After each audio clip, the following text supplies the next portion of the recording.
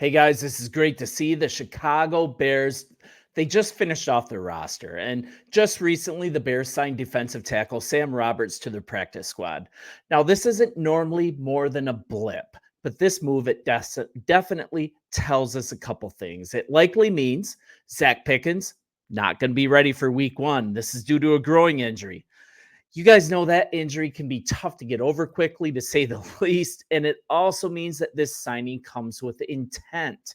He's likely going to be brought onto the 53 player roster as a week one ad against the Titans as that game approaches. And man, I just cannot wait for real football and see the Chicago Bears team in action. And this guy, he played in 7 games and started 1 for the Patriots last season. So this experience, it trumps Michael Dwumfer, it trumps Cowart. They were both released by the team. So yes, this is improved depth, but this is also following the team trading for Chris Williams. Now with the signing of Sam Roberts, both should be on the week one roster. So let's talk a little bit about who Roberts is. He's in his 3rd season and formerly a New England Patriot, playing 12 games over the last 2 seasons for the Pats, had 1 start, and he typically lined up as a left defensive tackle. And better yet, this is a nice scheme fit for Coach Eberflus. And I'm going to go to this story on Bleacher Nation. You guys, it's just a good profile on him. I would definitely check that out. So a little more about him. This is just a nice scheme fit for Coach Eberflus. He played college ball at Southwestern Missouri State. Money to you guys if you can tell me immediately who the mascot is. I don't think you can. That's because it's a Division II school, and he was drafted in the 6th round in 2022. And Greg Gabriel at Windy City Gridiron, he had this to say about him. While I didn't see any sacks in the preseason, he did have a fairly good interior pass rush. He gets a good push. He creates pressure. His hand use is good, and he's able to redirect his charge with moves and counter moves. So in the Bears scheme, totally capable of playing either the 1 tech or the 3 tech. But during the preseason, this is interesting, I didn't notice this, the Bears weren't playing strictly 1 tech or 3 tech, but rather left and right defensive tackles. So that means depending on the offensive line formation that they're facing, the defensive tackles could be a 1 tech or a 3 tech. And that's going to be how the Bears play with their defensive tackles this fall. And Roberts' versatility, he definitely helps. And that's just a really good call on Gabriel.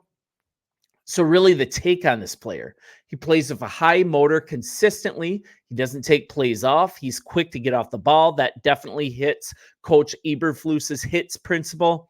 He's shown he can get penetration too. Really good against the run. And actually, he looked pretty good with the Patriots over the preseason. He had 10 sackles as just a rotational lineman. 8 of them came just last week in their final preseason game. So kind of coming out of school too, good measurables, 6'5", 293. He ran a pedestrian 5.1340, but Gabriel brought up something else that I didn't see. This is really an interesting insight. He pulled up lame when he ran that. He had a pull during his pro day. That's when that measurement was taken. So it's likely that he's more of a 4.95. And that's a pretty dramatic improvement as far as a player's speed at this position. And if you watch the tape, he plays with that kind of speed. So that's really good. So I think what I'm telling you, this isn't really a prediction, I'd say. It's actually a heads up. Roberts is going to be on the active roster at some point, most likely week 1, and he should be an immediate contributor to this defensive front. And that's really good news. And here's something as well. If you think about the Patriots, they've always been a tough, disciplined defensive team, right? You can say whatever you want about Belichick, about how his tenure there ended, but man, he was a hard-nosed coach. He demanded perfection. He demanded dedication. He demanded playing hard. And it says something that Roberts was a contributor on that defensive front helmed by Belichick, right? I mean, for some reason, he fell out of favor with the Mayo regime. He was released. But it's just a really nice quality signing by GM Ryan Poles and the Bears staff. And man, just at the perfect time as Pickens recovers. This shores up the line immediately. Instead of waiting for an injury to heal, it's just really nice urgency. And I say this often, but it's not always about the huge signing.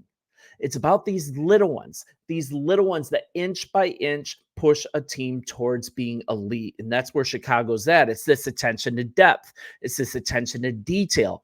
Really just gives that last little oomph for a team coming up. And that just little edge combined with other little edges, it's just a really good thing that this staff gets it and that Ryan Poles is paying attention to the details. And now we've got a defensive line that the depth was pretty suspect. But now with these last three moves, the Bears have really shorted up. And I have a lot of faith on this defensive front. I really don't think there's a weakness now. These just fill out this line. So you've got veteran depth on the defensive line at a much needed spot. That was also done with the Chris Williams trade from the Browns. Another one with very little investment, just like this, still keeping the cap, still fully healthy and flexible. And I think we need to just trust our GM.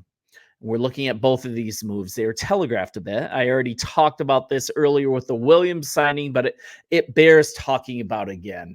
I mean, Coach Flus, he was asked about situational depth at defensive tackle. It was made super thin after the Pickens injury, and this kind of telegraphed all of these moves. This is his response.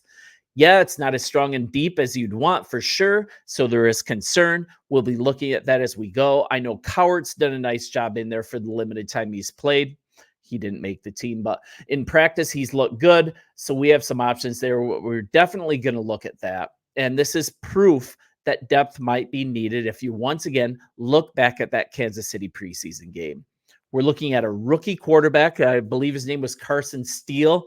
He had 50 yards on only 5 carries, and these carries were right through the teeth of this reserve defense. No bueno, right? It was showing that this depth on this team was not quality at defensive tackle, just poor gap integrity. Help, right? GM Ryan Poles, he provided it. So we got the Taylor move. Absolutely love that.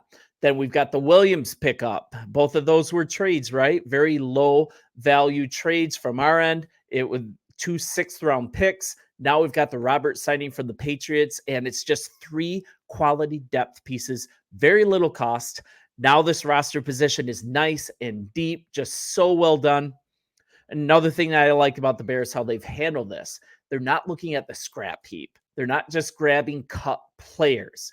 GM Ryan Poles, I'm also hoping, and I know that there was a lot of help from Coach Flus as well, just identifying these players, making low-risk moves, getting players that actually fit this scheme, high motor players, and also not really putting the team in cap purgatory by doing it. Just some really nice moves. And you guys let me know what you'd like to see profiled as we're getting closer to this game with the Tennessee Titans. I just can't wait.